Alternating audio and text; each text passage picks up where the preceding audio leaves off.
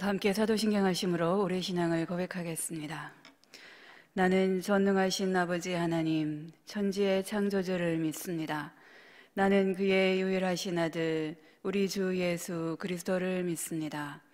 그는 성령으로 잉태되어 동정녀 마리아에게서 나시고 본디오 빌라도에게 고난을 받아 십자가에 못 박혀 죽으시고 장사된 지 사흘 만에 죽은 자 가운데서 다시 살아나셨으며 하늘에 오르시어 전능하신 아버지 하나님 우편에 앉아 계시다가 거기로부터 살아있는 자와 죽은 자를 심판하러 오십니다. 나는 성령을 믿으며 거룩한 공교회와 성도의 교제와 죄를 용서받는 것과 몸의 부활과 영생을 믿습니다. 아멘. 찬송가 304장 하시겠습니다. 찬송가 304장입니다. 그 크신 하나님의 사랑 말로 다 형용 못하네. 저 높고 높은 별을 넘어 이 낮고 낮은 땅 위에 죄범한 영혼 구하려 그 아들 보내사 화목제물 삼으시고 죄 용서하셨네. 하나님 크신 사랑은 증량 다 못하네. 영원히 변치 않는 사랑 성도여 찬양하세. 괴로운 시절 지나가고 땅 위에 영화세할 때 주 믿지 않던 영혼들은 큰 소리 외쳐 울어도 주 믿는 성도들에게 큰 사랑 베푸사 우리의 죄 사했으니 그 은혜 잊을까.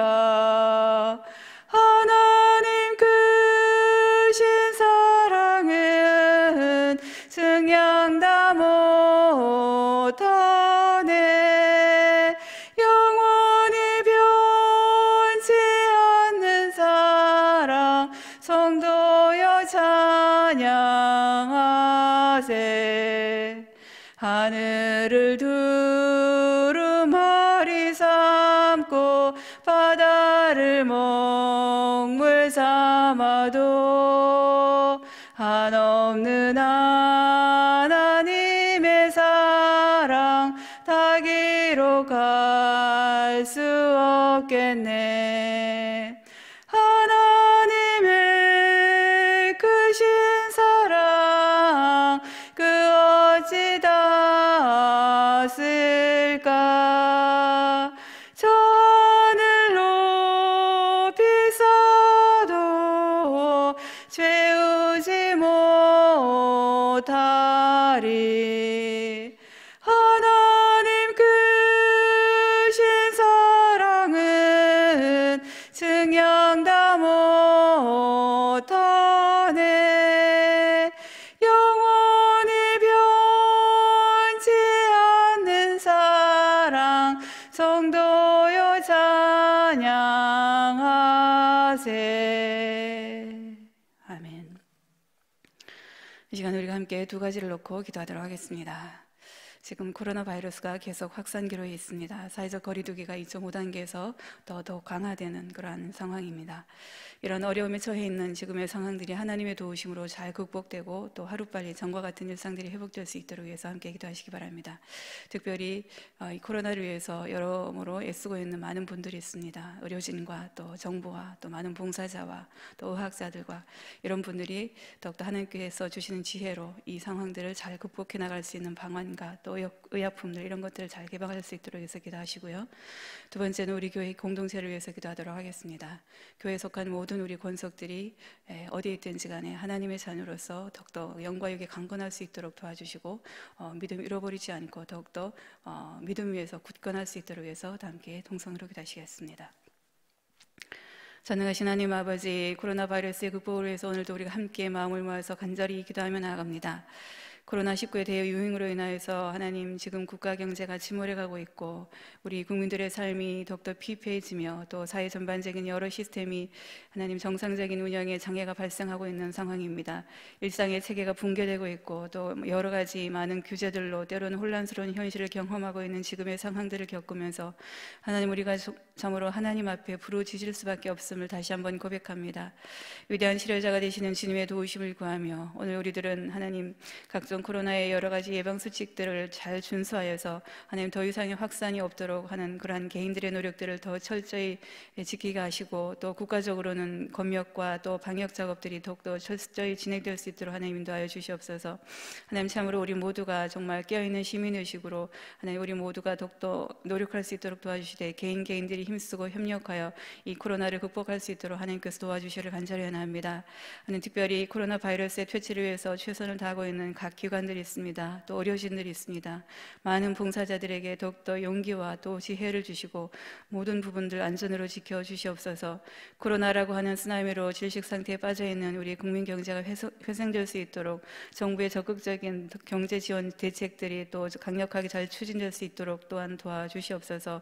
어려움을 겪고 있는 사회 경제적 취약계층들을 하나님 보호하시며 전 국민들의 생활이 안정될 수 있도록 조속한 또 지혜로운 행정 처리와 또 실행이 뒷받침되어서 하나님 코로나로 인한 사회 경제적 어려움들이 다 해결되고 또 일상이 회복되는 그런 날이 하루빨리 올 수 있도록 하나님 도우시고 인도하여 주시옵소서. 하나님 의학자들에게도 지혜와 명철을 더하셔서 완전한 백신과 치료제가 더욱더 빨리 개발되고 시판될 수 있도록 상용화될 수 있도록 그래서 더 이상의 확진자와 사망자가 발생하지 않도록 하나님께서 도우시고 인도하여 주시옵소서. 하나님 우리 교회 공동체를 위해서 또한 기도합니다. 우리 교회에 속한 많은 우리 하나님의 백성들 하나님 더욱더 지키시고 보호하시고 동행하여 주시옵소서. 하나님 이런 때에 더욱더 영적으로나 육적으로나 강건할 수 있도록 도우시되 하나님 삶의 자리에서 더욱더 하나님만을 바라보며 기도하며 말씀으로 생활할 수 있는 하나님을 찬양할 수 있는 모든 권속들 될 수 있도록 하나님 인도하여 주시옵소서. 오늘도 하나님의 말씀이 선포될 때에 내게 주시는 말씀으로 받아서 행함이 있는 그러한 믿음의 삶이 될 수 있도록 도와주시옵기를 살아계신 예수님의 이름으로 기도하옵나이다. 아멘.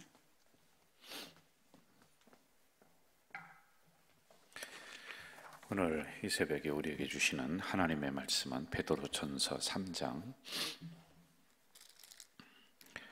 13절부터 22절까지 보도록 하겠습니다. 베드로전서 3장 13절부터 22절까지 한 목소리로 읽도록 하겠습니다. 13절부터입니다. 또 너희가 열심으로 선을 행하면 누가 너희를 해하리요. 그러나 의를 위하여 고난을 받으면 복이 있는 자니 그들이 두려워하는 것을 두려워하지 말며 근심하지 말고 너희 마음에 그리스도를 주로 삼아 거룩하게 하고 너희 속에 있는 소망에 관한 이유를 묻는 자에게는 대답할 것을 항상 준비하되 온유와 두려움으로 하고 선한 양심을 가지라. 이는 그리스도 안에 있는 너희의 선행을 욕하는 자들로 그 비방하는 일에 부끄러움을 당하게 하려 함이라. 선을 행함으로 고난 받는 것이 하나님의 뜻일진데 악을 행함으로 고난 받는 것보다 나으니라. 그리스도께서 단번에 죄를 위하여 죽으사 의인으로서 불의한 자를 대신하셨으니 이는 우리를 하나님 앞으로 인도하려 하심이라. 육체로는 죽임을 당하시고 영으로는 살리심을 받으셨으니 그가 또한 영으로 가서 옥에 있는 영들에게 선포하시니라. 그들은 전에 노아의 날 방주를 준비할 동안 하나님이 오래 참고 기다리실 때 복종하지 아니하던 자들이라. 방주에서 물로 말미암아 구원을 얻은 자가 몇 명뿐이니 겨우 8명이라. 물은 예수 그리스도께서 부활하심으로 말미암아 이제 너희를 구원하는 편이 곧 세례라. 이는 육체의 더러운 것을 제하여 버림이 아니요 하나님을 향한 선한 양심의 간구니라. 그는 하늘에 오르사 하나님 우편에 계시니 천사들과 권세들과 능력들이 그에게 복종하느니라. 아멘. 오늘은 이제 3장 마지막 부분을 우리가 이 새벽에 같이 묵상을 하도록 하겠습니다. 베드로 전 후서는 터키 지역에 흩어져 있는 5개 지역이라고 했습니다. 거기에 있는 기독교인들, 그리스도인들에게 보내는 편지예요.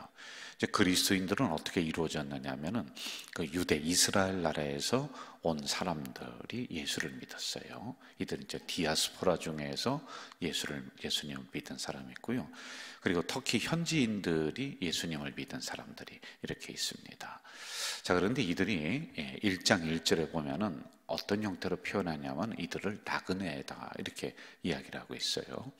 그냥 정착하지 못했다 그런 의미일 수도 있고 사람들로부터 따돌림을 받았다라고 하는 이런 뜻일 수도 있습니다. 그러니까 여러모로 그 지역 사회에서는 인정받지 못했던 변두리의 사람들이다, 핍박을 많이 받았다, 이런 것을 이제 나그네라고 하는 이런 표현을 썼단 말이죠. 자, 3장 13절에서 22절은 이제 크게 두 단락으로 우리가 나누면서 이 새벽에 묵상을 하면 좋은데요. 13절에서 17절은 의를 위한 고난을 인내함으로 견디고 이겨라, 이렇게 우리가 좀 주제를 잡을 수가 있습니다.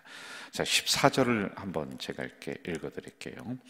그러나 의를 위하여 고난을 받으면 복이 있는 자니 그들이 두려워하는 것을 두려워하지 말며 근심하지 말라. 자, 우선 일반적인 입장으로 접근을 하고 있습니다. 13절에 보면 너희가 열심으로 선을 행하면 누가 해하리요? 해할 사람이 없다라고 하는 것이죠.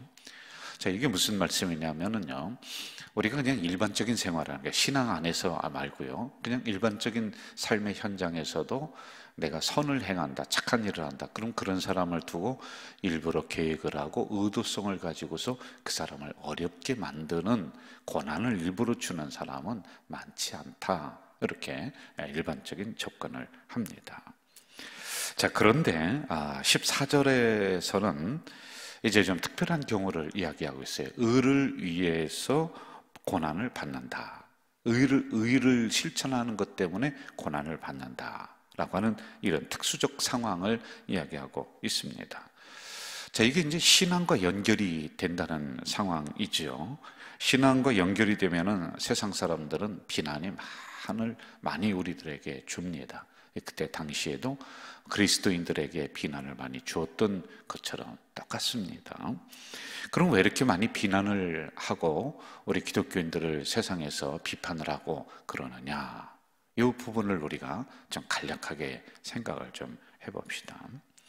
자, 일반 사람들은 우리 기독교라든지 불교라든지 어디든지 상관없이 종교인, 이제 이것도 인정된 사이비는 빼고요, 종교인 하면은 일반 사람들이 그들을 바라볼 때는 종교인은 이래야 된다라고는 자기들의 기준을 가지고 있어요.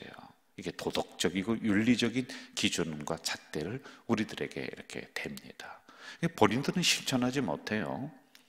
특별히 이제 목사다 그러면 오늘날의 목사는 이래야 된다, 오늘날의 신부는 이래야 된다, 이러한 어떤 기준을 가지고서 이렇게 보고 있단 말입니다. 그리고 그 기준은 쓸데없는 건 아니에요. 맞습니다. 그렇게 살아가야지만이 되겠지요. 그런데 거기에 부합하지 못했을 때 사람들은 우리 기독교인을 향해서, 종교인을 향해서 손가락질하고 비난하고 하는 그런 경우가 있단 말입니다. 이것은 우리는 이렇게 살더라도 그래도 목사님은 좀 다르게 살아야 되지 않습니까? 이런 어떠한 바램들이란 말입니다. 자, 또 하나 비난을 하는 사람들을 보면은 우리들만이 지키고 있는 이 교회의 신앙의 교리들을 이해를 못할 때 이들이 비난을 한단 말입니다. 하나님을 일단 믿기로 작정한 사람들, 우리를 이야기합시다. 그러면 우리들만이 가지고 있는 특수한 교리들이 있단 말이에요. 그러면 예수 믿기로 작정한 사람들은 이 교리를 지켜야 되고, 그리고 여기서 이야기하는 의무적인 사항들을 좀 지켜야 돼요. 그래서 세상 사람들과 좀 구별된 이러한 행위들이 교리들 속에 이 안에 담겨져 있단 말입니다. 자, 그런데 이런 것을 세상 사람들이 올 때는 이해를 하지 못하는 경우가 있어요. 예를 들면은 우리가 주일에 목숨 걸고 주일을 지킨다. 그러면은 친인척들이 그 주일에 어디를 가기로 했습니다. 피크닉을 간다든지 무슨 대소사가 있어요. 그런데 안 하거든요. 근데 이것 때문에 이제 갈등이 일어나요. 그리고 무슨 제사라든지 이런 부분들, 이란 말이에요. 쉽게 얘기해서 그런 것들이에요. 그럼 이런 것들을 오해를 하고 기독교인들을 박해를 하고 비난을 한단 말이에요. 자, 초대교회 때 이런 일이 있었습니다. 이제 예수 믿는 사람들이 한자리에 모여서 주기적으로 성찬식을 했어요. 모여서 성찬식을 하면서 서로 떡을 띄워줍니다. 그러면서 이렇게 얘기했어요. 이것은 주님의 살이다. 받아라, 먹으라. 그래 받아 먹었습니다. 조금 있더니 이 컵에다가 뭐 붉은 액체를 담아서 돌리는 거예요. 그러면서 하는 얘기가 이것은 주님의 피다. 받아라, 마시라. 그러니 이걸 외부에서 사람들이 이렇게 지나가다 보면서 야, 저 사람들 살을 먹네. 저 사람들 피를 마시네. 그래서 실제적으로 기독교인들은 식인종이다. 사람의 인육을 먹고 피를 마신다. 그래서 여러분, 그 로마 시대 때의 박해의 1호 대상이 누구냐? 기독교인들이란 말이에요. 잡아 죽이는 거란 말이에요. 왜? 식인종들이니까. 이런 오해들을 했을 때 이런 비난이 온다라고 하는 겁니다. 자, 그런데 이런 비난 앞에서 우리가 어떻게 해야 되느냐라고 하는 이 문제를 이제 다루고 있단 말이에요. 우리 조금 더 우리들 상황을 한번 조금 더 살펴봅시다. 우리만 해도 굉장히 억울한 측면이 많아요. 우리 가족 공동체도 지역을 향해서 선한 영향력을 끼쳐요. 착한 일 많이 합니다. 그런데 아주 조금만 잘못하면은 교회가 비난을 받아요. 싸잡아서 비난해요. 우리도 다문화 가정하죠. 노인대학으로 섬기죠. 어린이 방과후 교실로 섬기죠. 아주 갖가지 일을 많이 해요. 이 코로나 상황 속에서도 정말 조심조심하면서 지역을 향해서 해야 될 일이 무엇인가 선제적으로 나가서 봉사하고 또 열심히 한단 말이에요. 그래도 여러분 비난해요. 이것은 기독교인들이, 종교인들이 어쩔 수 없는 그 선상에 있다. 왜? 비난받을 수밖에 없는 그러한 지점에 우리가 서 있다. 항상 눈이 우리를 쳐다본다는 말입니다. 이 부분은 우리 기독교인들 개인들도 삶의 현장에서 그 동네에서 똑같습니다. 여러분, 저만 해도 한 십수년 같은 지역에서 살다 보니까 아는 사람들이 이리저리 많이 있단 말이에요. 목사님이시죠? 뭐 이렇게 인사하면서 우리 종교인, 기독교인은 아니에요. 일반 사람들이란 말입니다. 그런데 거기에서 까딱 잘못해 보십시오. 얼마나 많은 비난이 오겠느냐라고 하는 것입니다. 자, 그런데 이러한 상황에서 베드로 사도는 14절에서 이것을 오히려 억울한 게 아니다 이렇게 얘기해요. 이것은 오히려 복이다. 왜?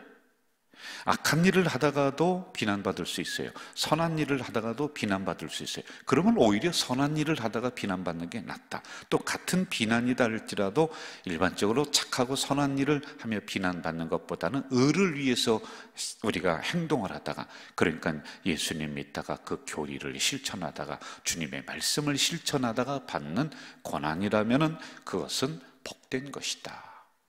이렇게 정의를 내려주고 있단 말입니다. 예수님은 마태복음 5장에서 팔복을 이야기하면서 두 번을 이렇게 이야기합니다. 의에 줄이고 목마른 자는 복이 있나니 그들이 배부를 것이다. 10절, 의를 위하여 박해를 받는 자는 복이 있나니 천국이 그들의 것이다. 이제 8가지 팔복 선언에서 두 번을 의 이렇게 말씀을 합니다. 바로 믿음 생활하다가, 예수님을 믿다가, 신앙생활하다가 거기에서 가르침을 그대로 따르다가 우리가 박해를 받습니다. 어려움을 당합니다. 그런 사람을 향해서 너희들이 배부를 것이다, 천국이 너희 것이다. 여기에는요, 현재적이고 내세적인 게 두 가지가 다 들어있어요.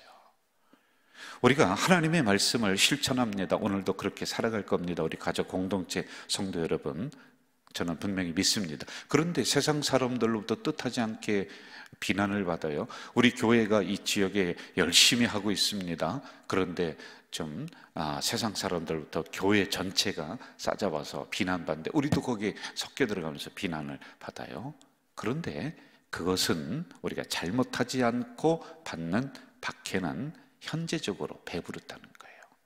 여러분, 배부르다라고 하는 것은 현실을 얘기하는 거예요. 지금 내가 배가 고파요. 그러니까 그거 핍박을, 그 의를 위해서 행하다 받는 핍박은 현재적으로 내 배를 부르게 한다는 거예요. 배고픈 인생들입니다. 그런 배고픈 인생들에게 우리의 삶의 현장에서 배부름을 주신다. 여러분, 배부른다라는 것이 먹을 걸 많이 줘서 내가 많이 먹는다는 것이 아니라 내가 의를 위해서 행하다가 받는 핍박은 복이다. 그것은 나의 삶의 현장에서 배부름으로, 문제 해결로, 복으로 하나님이 그렇게 대신 갚아주고 대신 우리에게 그 복을 주신다라고 하는 현재적 상황을 얘기하고 있습니다. 그리고 두 번째, 천국이 그들의 것입니다. 의를 위해서 핍박을 받아요. 이거는 내세적입니다. 그런 사람들에게는 영생이 보장이 되어 있습니다. 미래가 보장이 되어 있습니다. 면류관이 보장이 되어 있다라고 하는 말씀인 겁니다. 자, 15절에서는 조금 더 적극적인 주문을 하고 있습니다. 제가 읽을게요. 너희 마음에 그리스도를 주로 삼아 거룩하게 하고 너희 속에 있는 소망에 관한 이유를 묻는 자에게는 대답할 것을 항상 준비하되 온유와 두려움으로 하라라고 하는 것입니다. 자, 우리가 믿음 생활하다가 공격이 들어옵니다. 이들도 지금 초대교회에 아주 약한 초신자들이었습니다. 공동체를 형성하면서 살아가는데 공격들이 얼마나 들어온지 몰라요. 이래도 공격하고 저래도 공격하고 이래도 말하고 저래도 말하고.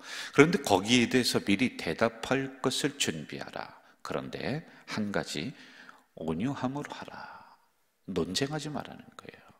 논쟁에서 이겨도 이긴 게 아니다라고 하는 이런 말씀인 것이지요.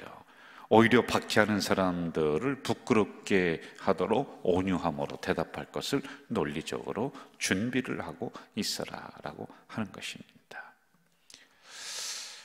주로 또 세상 사람들이 우리 기독교인들을 바라보면서 상식이 없는 사람들, 말이 안 통하는 사람들, 이럴 때가 많습니다. 이게 우리가 좀 조심해야 될 부분이 여기에 있어요. 맹신이라고 하는 게 있어요. 논리가 필요 없습니다. 이야기가 필요해요. 나는 오로지 주여 주여 주여 하면서 가는데 그 사람은 주여 주여 하면서 가고 나는 오로지 하나님 하면서 가는데 주변 사람들과 소통이 안 됩니다. 이야기를 하지 않겠다는 것이지요. 왜? 그들은 나의 신앙과 믿음을 모르기 때문에 그렇다라고 딱 치부해버리고 우리는 문을 딱 닫고 우리 스스로를 고립시켜 가고 있습니다. 그러지 말라는 것이지요. 준비하라는 겁니다. 그들이 이야기할 때 우리도 대응할 수 있는 이야기, 다른 말로 하면 서로 소통할 수 있는 근거들을 가지고 우리가 준비해야 돼요. 그러나 그것은 논쟁이 아니라 온유함으로 서로 소통을 하는 것을 의미하고 있습니다. 이러므로 이들은 이제 초대교회에 있는 그 성도들은, 그리고 베드로 공동체에 있는 사람들은 이러므로 이 말씀을 실천하며 담대함으로 순교의 자리까지 나아가는 거예요. 왜요? 비난을 두려워하지 않습니다. 그들이 말하는 것을 겁내하지 않습니다. 그들은 그 믿음을 끝까지 인내하며 지키며, 그들이 꼭 인정을 100% 다 해줘야 되는 자, 그렇지 않습니다. 오해해도 어쩔 수가 없는 것이겠죠. 우리가 최선을 다해야 돼요. 그러면서 그들은 믿음을 버리지 않고 순교의 자리까지 나아가게 되죠. 자, 이제 18절에서 22절에 있는 그 말씀을 우리가 단락을 좀 나누는데, 여기서는 그리스도를 기억하며 인내하고 참아라. 그리스도를 기억하라는 것은 십자가를 기억하라라고 하는 말씀입니다. 억울한 일, 그리고 박해받는 일, 참기가 그렇게 만만한 것은 아닙니다. 세상은 내 뺨을 한 대 때리면요, 세상에서는 나는 2대 때려야지만이 되는 거예요. 나한테 억울한 일을 줬다, 그러면 나는 그 수모를 2배, 3배로 갚아줘야지. 직성이 풀리는 게 세상 논리고 세상 법입니다. 그러나 베드로 사도는 이렇게 말씀해요. 참아라. 주님께서 십자가에 참고 그 십자가를 지셨듯이 참아라, 인내하라, 이렇게 말씀하고 있습니다. 여러분, 이것이 바로 십자가의 원리예요. 어쩔 수가 없는 것입니다. 인내해야지만이 돼요.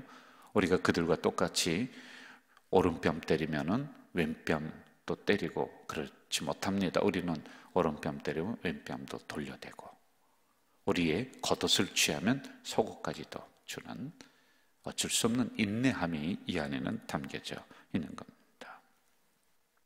그러므로 마지막에 가서는 결국에는 하나님을 믿는 우리들이 승리하게 되는 이 원리, 십자가는 결국에는 무덤 속에 갇힌 것처럼 보이지만은 그 무덤 문을 박차고 부활하셨듯이 우리는 결국에 승리할 수 있다는 십자가의 원리가 이 안에 담겨져 있다라고 하는 것입니다. 그러므로 여러분, 이 땅에 살면서 우리는 악하게 행동하지 마십시오. 선한 일을 행하세요. 여러분이 행하는 그 선한 일 속에는 일반 사람들이 하는 선한 일과는 또 다릅니다. 우리는 하나님의 말씀을 그 안에 넣습니다. 신앙을 그 안에 담아 놓습니다. 그들이 알든 모르든 우리는 그렇게 하고 있습니다. 그것을 위해서 박해를 받는다, 비난받는다, 그것은 복이 됩니다. 그리고 결국에는 십자가의 원리로 우리가 참고 인내한다면은 주님이 무덤 문을 박차고 부활했듯이 우리도 승리의 맛을 볼 수가 있다. 이것을 알고 우리가 참으며 그렇게 행동을 해야 될 때입니다. 자, 이제 성경을 해석하다 보면은 그 해석이 참으로 어려운 구절을 만나는데 이게 난해한 구절이라고 그래요. 이게 19절과 20절에 있는 말씀이거든요. 19절에 보면은 옥에 있는 영들이라고 하는 게 나와요. 그리고 20절에 보면 노아의 날에 복종하지 않는 사람들, 뭐 이런 게 나오고 있어요. 이게 성경에서는 난해 구절이에요. 굉장히 이걸 풀기가 어렵습니다. 그런데 이렇게 오늘 새벽에 가볍게 좀 터치를 해봅시다. 베드로 당시 복음을 믿지 않던 사람들이 있었어요. 그들을 예수 믿는 사람들, 박해했던 사람들이 있었잖아요. 그들을 빗대서 하는 이야기가 바로 19절과 20절에 있는 말씀이다. 이렇게 우리가 이해하면 될 것 같아요. 왜냐하면 노아 시대에도 분명히 하나님의 말씀을 듣고 이제 방주를 짓는데 옆에서 비난하는 수많은 사람들이 있었단 말이에요. 그 사건을 지금 가지고 오고 있어요. 그래서 그때 당시나 베드로 공동체나 오늘이나 똑같이 비난하는 사람들, 이 사람들을 빗대어서 하고 있다라고 하는 것입니다. 자, 그러면서 이제 세례라고 하는 것을 여기에 가지고 들어옵니다. 복음을 믿은 사람들만 구원을 받는다. 예수 믿은 사람들만 구원을 받는다. 이것은 이제 세례의 의미로 간략하게 설명을 해주고 있습니다. 자, 여러분, 여기에서 우리가 놓치지 말아야 될 하나의 중요한 부분이 있어요.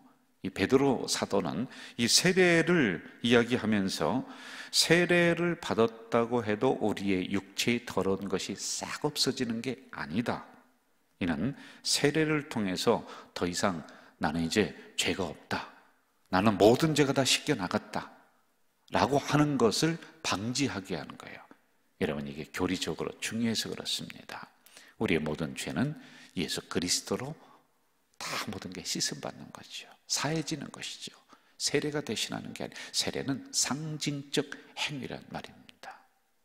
그런데 사람들은요, 그걸 믿지 않고 나중에 어떻게 변질이 되냐면 이제 그 세례패라는 게 나옵니다. 이것 때문에 나오는데 자기들이 함부로 행동해요. 그리고 와서 물로 한번 씻으면은 내 죄가 싹 씻겨나갔다, 이렇게 생각을 하는 사람들이 이제 그 당시에 나온단 말이에요. 그래서 이것을 방지하기 위해서다라고 하는 것입니다. 제가 마무리를 좀 하도록 하겠습니다. 베드로 공동체나 오늘 우리 가족 공동체나 항상 우리가 성경을 보면 유사점들이 많이 있어요. 그것도 공동체를 이루면서 하나님의 말씀을 실천해 갑니다. 여러 비난과 박해가 들어오지요. 우리 가족 공동체도 하나님의 말씀을 실천해 나가며 이렇게 살아가는 공동체입니다. 우리가 선한 영향력을 지역에 많이 끼칩니다. 자, 이럴 때 어떻게 해야 되겠습니까? 우리에게 비난이 오고 우리에게 핍박이 온다 할지라도 베드로 공동체가 인내하며 십자가의 원리를 그 상황에 적용했듯이 우리도 그렇게 하며 오늘도 나가야 됩니다. 세상 사람들이 뭘 할지라도 우리는 이 길을 벗어날 수가 없기 때문에 그렇습니다. 힘들지만은 어렵지만은 이럴 때 주님 바라보며 오늘도 승리해 나가는 우리 가족 공동체 되길 주 이름으로 축원합니다. 사랑하시는 아버지 하나님, 눈이 왔습니다. 그럼에도 이 새벽 영상으로 예배드리기 위해서 이들의 심령을 깨워주시니 감사합니다. 영상으로 이 시간에 실시간으로 새벽 기도에 드리지 못하지만은 이제 녹화된 영상을 보며 또 하루를 묵상하며 이겨나가는 우리 공동체 식구들이 많이 있습니다. 있는 자리에서 선을 행합니다. 있는 자리에서 우리 주님이 가르쳐 주신 그 말씀을 실천하며 살아갑니다. 그러다가 받는 어려움이 있고 비난이 있고 핍박이 있습니다. 그러나 그것은 오히려 복이 될 줄 믿습니다. 의를 위해서 핍박받는 자는 너희들이 배부를 것이다. 그리고 천국이 너희들 것이다. 현재적으로 우리의 모든 상황들 복으로 만들어 주시고 내세에도 우리에게 영생을 주시고 미래를 보장해 주는 것이 그것이 하나님의 말씀 때문에 받는 핍박인 줄 믿사오니 마땅히 받게 하시옵소서. 겪을 것이라면 당연히 겪어나가며 인내하며 이 길을 걸어가는 우리 공동체 식구들이 다 되도록 주여 도와주시옵소서. 예수님의 이름으로 기도하옵나이다. 아멘. 하늘에 계신 우리 아버지, 아버지의 이름을 거룩하게 하시며 아버지의 나라가 오게 하시며 아버지의 뜻이 하늘에서와 같이 땅에서도 이루어지게 하소서. 오늘 우리에게 일용할 양식을 주시고 우리가 우리에게 잘못한 사람을 용서하여 준 것 같이 우리 죄를 용서하여 주시고 우리를 시험에 빠지지 않게 하시고 악에서 구하소서. 나라와 권능과 영광이 영원히 아버지의 것입니다. 아멘.